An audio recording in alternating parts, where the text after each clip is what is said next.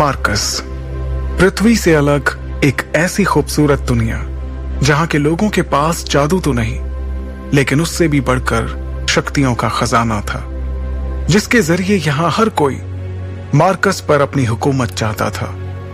यहां जो सबसे शक्तिशाली होता था वो कानून बनाता था और कमजोरों को उस कानून को मानना पड़ता था। मार्कस के सबसे जाने माने साम्राज्यों में से एक था ओहान साम्राज्य, और ओहान साम्राज्य का एक बड़ा खास शहर था मेसोडोरिया शहर। मेसोडोरिया शहर के खुले से मैदान में आज सैकड़ों लोगों की भीड़ जमा थी।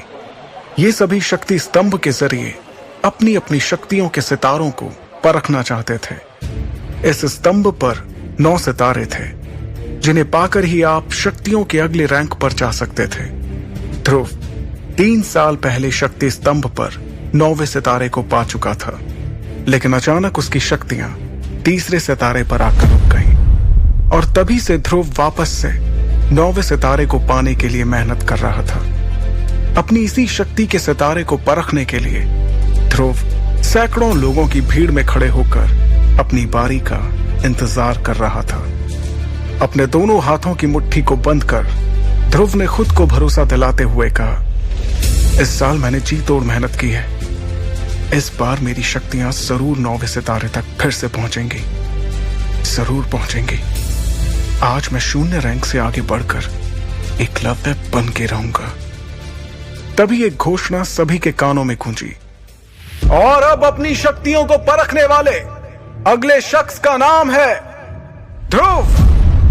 जैसे ही ध्रुव का नाम पुकारा गया, वो लोगों की भीड़ से निकलकर बाहर आया और अपने कदमों को धीरे धीरे बढ़ाते हुए ऊंचाई पर रखे एक बड़े से पथरीले स्तंभ की ओर बढ़ने लगा, जिसका नाम था शक्ति स्तंभ। शक्ति स्तंभ के ठीक सामने पहुंचने के बाद ध्रुव के जहन में कई बातें चल रही थी। ध्रुव जब सिर्फ 4 साल का था, तब से उसने प्रैक्टिस करना शुरू कर दिया था, और 10 साल की उम्र तक तो वो 9वें सितारे तक पहुंच गया था। फिर 11 की उम्र में वो शून्य रैंक से एकलव्य रैंक पर आ गया था। शौर्य दल के 100 साल के इतिहास में यह पहली बार था जब एक 11 साल का बच्चा एकलव्य बन गया हो। लेकिन उसके बाद ऐसा कुछ हुआ कि अचानक से एकलव्य एक बार फिर से शून्य रैंक पर आ गया। यही सब सोचते हुए ध्रुव ने अपने दाहिने हाथ की हथेली को शक्ति स्तंभ पर रखने के लिए आगे बढ़ाया। फिर उसने आंखें बंद करते हुए अपनी हथेली को शक्ति स्तंभ पर बने शक्ति चक्र पर रखा। कुछ देर सन्नाटे के बाद ध्रुव के कानों में एक आवाज गूंजी, तीसरा सितारा, शक्ति और भी कम। इस बार भी ध्रुव का सबसे निराशाजनक प्रदर्शन। यह आवाज जैसे ही ध्रुव के कानों में पड़ी, उसके पैरों तले जमीन सरक गई। उसे अपने कानों पर यकीन नहीं हो रहा था। जैसे ही उसने अपनी आंखें खोली, शक्ति स्तंभ पर गड़े हुए 2 शब्दों तीसरा सितारा ने उसके सपनों को चकनाचूर कर दिया। उसे बिल्कुल भी समझ नहीं आ रहा था कि आखिर ऐसा कैसे हो सकता था। इस बार तो उसने हर बार से ज्यादा मेहनत की थी। शक्ति स्तंभ के सामने खड़े ध्रुव ने अपने आप से बड़बड़ाते हुए कहा, नहीं नहीं, ऐसा नहीं हो सकता, ऐसा बिल्कुल भी नहीं हो सकता। खुद से नाराज ध्रुव ने दोबारा 2 से 3 बार अपनी हथेली को शक्ति स्तंभ पर रखकर देखा, लेकिन हर बार उसे अपनी आंखों के सामने वही सितारा दिखाई दे रहा था जिसने पिछले 3 सालों से उसकी रातों की नींद छीन रखी थी। उधर मैदान में खड़े सैकड़ों लोगों की भीड़ में से किसी ने चिल्लाते हुए कहा, ए शून्य रैंक, चल अब नीचे आ जा। अगर बार बार शक्ति स्तंभ पर हाथ रखने से शक्तियों का सितारा बढ़ जाता तो तू पिछले 3 सालों से तीसरे सितारे पर नहीं होता। उसके इतना कहते ही कई लोगों ने जोर के ठहाकों के साथ ध्रुव पर हंसना शुरू कर दिया। यह हंसी के ठहाके पूरे मैदान में गूंजते हुए ध्रुव के कानों में तीर की तरह चुभ रहे थे। ध्रुव ने वहां से निकलने के लिए अपने कदमों को आगे बढ़ाना शुरू किया, लेकिन अब उसके कानों में उन सभी के हंसी के ठहाकों के साथ कई ताने भी सुनाई देना शुरू हो गए। क्यों भाई, एक बार फिर से ध्रुव ने साबित कर ही दिया कि वो पिछले 3 सालों से शून्य था, शून्य है और आगे भी शून्य ही रहेगा। गलती से ही हीरो बन गया था ये छोटी सी उम्र में। हाँ भाई, बिल्कुल सही कहा। और मेरे हिसाब से अब इस शून्य की कीमत हमारे शौर्य दल में किसी कचरे से कम नहीं है। बात तो तुम्हारी भी सही है, लेकिन हमारी मजबूरी भी तो देखो। हमारे शौर्य दल के जांबाज लीडर अरेंद्र उसके पिता हैं। अगर ऐसा नहीं होता तो हम लोगों ने इसे कब का मेसोडोरिया से बाहर फेंक दिया होता। लोगों के मुंह से निकलते ताने ध्रुव के दिल में बेचैनी और घबराहट पैदा कर रहे थे। ये घबराहट अब उसके चेहरे पर भी साफ साफ नजर आ रही थी, जिसे वहीं पर मौजूद उसकी सबसे अच्छी दोस्त इरा भी भाप चुकी थी। इरा भीड़ से निकलते हुए बाहर आई और उसने ध्रुव के कंधे पर अपना हाथ रखा। अगले ही पल उन दोनों की नजरें आपस में मिली, जिससे ध्रुव की बेचैनी थोड़ी कम हुई। कुछ ही देर में वो दोनों साथ साथ कदम बढ़ाते हुए मैदान से बाहर निकल के जाने लगे। ध्रुव अपने घर शौर्य महल की तरफ बढ़ रहा था।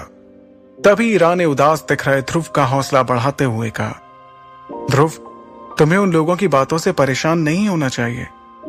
मुझे तुम पर पूरा भरोसा है। एक ना एक दिन तुम एकलव्य जरूर बनोगे। इरा अपने सबसे अच्छे दोस्त को दिलासा देने की कोशिश कर रही थी, लेकिन इस वक्त ध्रुव के जहन में सिर्फ एक ही बात चल रही थी कि आखिर इतनी मेहनत करने के बाद भी उसकी शक्तियां क्यों नहीं बढ़ रही थी। एक तरफ जहां ध्रुव की परेशानियां बढ़ती जा रही थी, तो दूसरी तरफ एक और परेशानी उसके घर की ओर कदम बढ़ा रही थी। लेकिन ध्रुव उस परेशानी से पूरी तरह बेखबर था। ध्रुव और इरा आखिरकार शौर्य महल पहुंच गए। शौर्य महल में ध्रुव के पिता अरेंद्र, जो कि शौर्य दल के लीडर भी थे, अपने दल के कुछ बुजुर्गों के साथ बैठकर किसी खास मुद्दे पर बातचीत कर रहे थे। लेकिन जैसे ही अरेंद्र की नजर अपने बेटे ध्रुव पर गई, उसके उदास चेहरे को देखकर उन्हें सब कुछ समझ आ गया। वो अपनी बातचीत को वहीं पर रोककर ध्रुव के पास गए। अरेंद्र ने अपने बेटे ध्रुव को सीने से लगाते हुए कहा, कोई बात नहीं ध्रुव, तुम मेरे बेटे हो, शौर्य दल के लीडर अरेंद्र के बेटे। अगली बार तुम्हें जरूर कामयाबी मिलेगी, हिम्मत मत हारना। इस वक्त शौर्य महल के दरबार में बैठे सभी लोगों की नजर ध्रुव पर ही थी। तभी अचानक एक लड़की नीले रंग के गाउन में अपने लंबे लंबे कदमों के साथ शौर्य महल के इस दरबार में दाखिल हुई। इस लड़की का नाम लारा जयान था। लारा के दादाजी ओहान साम्राज्य के शेरदिल सेनापति रह चुके थे और लारा अंबर दल की होने वाली लीडर थी। अंबर दल ओहान साम्राज्य के सबसे ताकतवर दलों में से एक था। यह इतिहास में पहली बार था कि कोई इतनी कम उम्र में अंबर दल का लीडर बनने वाला था। लारा को अपने सामने देखकर सभी लोगों के साथ अरेंद्र भी हैरानी में पड़ गए, क्योंकि सभी जानते थे कि ये कोई आम लड़की नहीं, बल्कि अंबर दल की होने वाली लीडर थी। लारा का अचानक इस तरह से महल में आना किसी को भी समझ नहीं आ रहा था। फिर भी उसे अपनी ओर आते देखकर शौर्य दल के प्रमुख अरेंद्र ने कहा, तुम्हारा स्वागत है लारा। ना कोई खत, ना कोई खबर, इस तरह से यूं अचानक, सब ठीक तो है? अरेंद्र के सवाल पर लारा ने अपने दाहिने हाथ से चुटकी बजाते हुए अपने बॉडीगार्ड्स की ओर इशारा किया। इशारा पाते ही वो सभी एक कदम आगे आए। वो बॉडीगार्ड्स एक बड़े से हरे रंग के बॉक्स को पकड़े हुए थे। बॉक्स की तरफ देखते हुए लारा ने अपनी तीखी और तेज आवाज में कहा, मुझे पता चला है कि ध्रुव इस साल भी अपनी शक्तियों को नहीं बढ़ा पाया, इसलिए मैं ध्रुव के लिए एक खास चीज लेकर आई हूं। इसे पीने से उसे अपनी खोई हुई शक्तियां एक बार फिर से मिल जाएंगी। अरेंद्र ने ध्रुव की ओर देखकर दोबारा लारा को देखते हुए कहा, लेकिन लारा, हम तुमसे कोई तोहफा नहीं ले सकते, और वैसे भी तुम कुछ ही दिनों में हमारे परिवार का हिस्सा बनने वाली हो, इसलिए इस तोहफे की कोई जरूरत नहीं है। अरेंद्र की बात खत्म भी नहीं हुई थी और बॉडीगार्ड्स ने उस बॉक्स को खोल दिया। सभी को बॉक्स में हरे रंग की शरबत से भरी बोतलें दिखाई दे रही थी। वहां मौजूद सभी लोगों ने इस शरबत को पहचान लिया था। अरेंद्र ने उस शरबत की ओर हैरानी से देखते हुए कहा, करिश्माई शरबत? यह तो बहुत ही कीमती शरबत है। हम तुमसे इतना कीमती तोहफा बिल्कुल भी नहीं ले सकते लारा। लारा ने देरी किए बिना तुरंत अरेंद्र से कहा, आप जानते हैं ना कि यह करिश्माई शरबत ध्रुव के लिए कितना फायदेमंद साबित हो सकता है। मुझे लगता है कि ध्रुव को इस शरबत को ले लेना चाहिए, क्योंकि अब तो शहर में ध्रुव के लिए तरह तरह की बातें भी होने लगी हैं। उसकी बात का जवाब देते हुए अरेंद्र ने कहा, मैं जानता हूं लारा, और मैं ये भी जानता हूं कि इस करिश्माई शरबत के कई फायदे हैं, लेकिन इस बात से भी इनकार नहीं किया जा सकता कि इससे ध्रुव को कोई फायदा नहीं होगा, क्योंकि उसकी शक्ति 9 सितारों से ऊपर नहीं है। और तुम ये जानती हो ही कि अगर 9वें सितारे से कम शक्ति वाला कोई इस शरबत को लेगा तो इससे उसकी शक्तियां और भी कम हो सकती हैं। अरेंद्र अपनी बात को पूरी करते उसके पहले ही लारा ने उन्हें टोकते हुए कहा, हाँ मैं जानती हूं कि शक्तियां कम भी हो सकती हैं, तो इसमें इतना परेशान होने वाली कौन सी बात है। ध्रुव का शक्ति का सितारा तो वैसे भी 3 पर ही है। ध्रुव के पास अब हारने को बचा ही क्या है। इससे पहले कि अरेंद्र कुछ कहते, लारा की इस बात पर अब ध्रुव ने अपनी चुप्पी तोड़ते हुए कहा, मैं कभी भी अपनी शक्तियों को इस तरह से नहीं बढ़ाऊंगा लारा। तुमने ये सोच भी कैसे लिया? लारा ने भी तुरंत इस बात का जवाब दिया, अच्छा तो फिर तुम किस तरह से अपनी शक्तियां बढ़ाओगे? वैसे ही जैसे पिछले 3 साल से बढ़ा रहे हो। लारा की इस बात का ध्रुव के पास कोई जवाब नहीं था। लारा ने अरेंद्र के पास जाकर उन्हें इत्मीनान से कहा, ठीक है, अगर आप इस करिश्माई शरबत को तोहफे के तौर पर नहीं लेना चाहते तो क्या आप मुझे इसके बदले में कुछ दे सकते हैं? लारा की इस बात पर अरेंद्र ने बिना कुछ सोचे समझे कहा, हाँ बिल्कुल, क्यों नहीं। हम तुमसे इस शरबत को लिए बिना भी तुम्हें जो चाहिए वो दे सकते हैं। लारा ने बेझिझक जवाब दिया, मेरे और आपके परिवार के बड़े लोगों ने सालों पहले ध्रुव और मेरा जो रिश्ता तय किया था, मैं उसे आज तोड़ना चाहती हूं। लारा के मुंह से इस बात को सुनकर ध्रुव, उसके पिता अरेंद्र और वहां पर मौजूद सभी लोगों के पैरों तले जमीन सरक गई। एक पल के लिए वहां सन्नाटा छा गया। किसी को भी इस बात पर यकीन नहीं हो रहा था कि लारा ने अपने और ध्रुव के रिश्ते को तोड़ने की बात कही थी। अगले ही पल अरेंद्र ने अपनी नाराजगी जाहिर करते हुए तेज आवाज में कहा, लारा, ये जानते हुए भी कि यह रिश्ता तुम्हारे और हमारे परिवार के बड़े लोगों ने तय किया है, तुम कैसे रिश्ते को तोड़ने की बात कर सकती हो? तुम जानती हो ना ये कितना गलत माना जाता है। अरेंद्र की नाराजगी के जवाब में लारा ने बड़ी ही बेफिक्री के साथ कहा, यह रिश्ता जरूर परिवार के बड़े लोगों ने तय किया था, लेकिन तब और अब में काफी फर्क आ चुका है। आज मेरे और मेरे परिवार के लोगों की शक्तियां कहां से कहां पहुंच चुकी हैं, जबकि ध्रुव पिछले 3 सालों से वहीं पर अटका हुआ है। लारा के मुंह से अपने और अपने परिवार की बेइज्जती होते देखकर अब ध्रुव से रहा नहीं जा रहा था।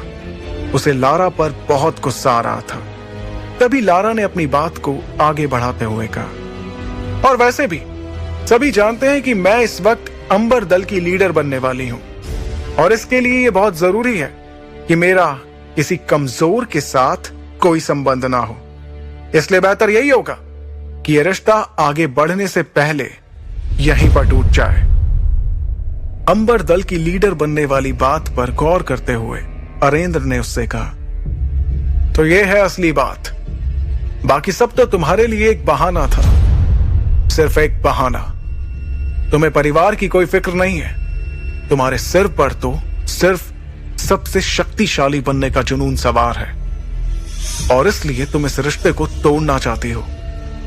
इस बार लारा ने बेशर्मी से जवाब देते हुए कहा, तो आप ही बताइए कि मैं कैसे उस इंसान से अपना रिश्ता जोड़ लूं जो पिछले 3 सालों से अपनी शक्तियों को बढ़ा नहीं पा रहा। लारा की इस बात का वाकई में वहां पर किसी के पास कोई जवाब नहीं था। तब लारा ने दोबारा उस करिश्माई शरबत की तरफ देखते हुए कहा, अब आपके लिए यही बेहतर होगा कि आप मेरी बातों को मान लें और इस करिश्माई शरबत को स्वीकार करते हुए इस रिश्ते को तोड़ दें, क्योंकि आप भी जानते हैं ये शरबत कितना कीमती है और ध्रुव के लिए कितना जरूरी है। अब ध्रुव के सब्र का बांध भी टूट चुका था।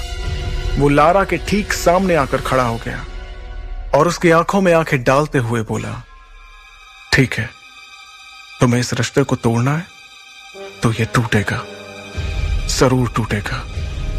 ध्रुव के इतना कहते ही सभी हैरानी से उन दोनों के चेहरे की तरफ देखने लगे। तभी ध्रुव ने अपनी बात को आगे बढ़ाया, लेकिन इस रिश्ते को तोड़ने से पहले हमारी शादी होगी और उसके बाद मैं तुम्हें तलाक देकर इस रिश्ते को हमेशा हमेशा के लिए तोड़ दूंगा। बताओ, है मंजूर? ध्रुव की इस बात पर लारा ने तपाक से गुस्से में झल्लाते हुए कहा, ये क्या बकवास कर रहे हो तुम? तुम्हें मालूम भी है इससे मेरे परिवार की कितनी बदनामी होगी? तब ध्रुव ने बड़े ही इत्मीनान से जवाब देते हुए कहा, तो जो तुम कर रही हो उससे हमारे परिवार की बदनामी नहीं होगी? जब बदनामी होनी ही है तो क्यों ना दोनों की ही हो? इस जवाब पर लारा ने तेवर दिखाते हुए कहा, मुझे यकीन नहीं आ रहा है कि मैं उसी ध्रुव से बात कर रही हूं जिसे मैं कुछ सालों पहले मिली थी। ध्रुव ने बिना वक्त गवाए अपने उसी अंदाज को बरकरार रखते हुए कहा, मुझे भी यकीन नहीं हो रहा है कि कैसे तुम इस करिश्माई शरबत की आड़ में इस रिश्ते को खत्म करने के लिए बिना कुछ सोचे समझे यहां चली आई।